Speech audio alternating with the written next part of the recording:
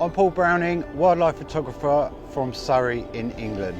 Most of my life is spent outdoors, chasing the light, following the seasons and waiting for those special moments when nature reveals something extraordinary. I'm very lucky today to be trying out the brand new Sony A7 IV in these beautiful colours of the English countryside.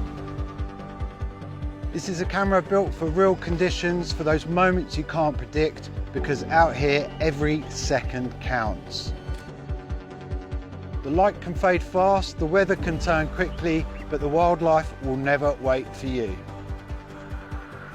Autumn has always been one of my favourite times of year. The light can change by the hour and the colours change daily. It's the season that teaches you to adapt, to learn the landscape and to be ready for the unexpected. The A7 IV has not let me down with the autofocus.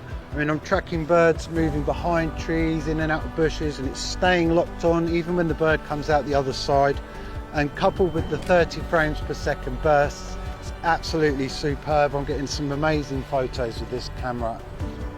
Pinnacle of features for wildlife photography, and that's pre-capture. I can set the camera to pre-capture 1 second of my burst, so that's faster than my brain can react, and I'm not going to miss a frame of action.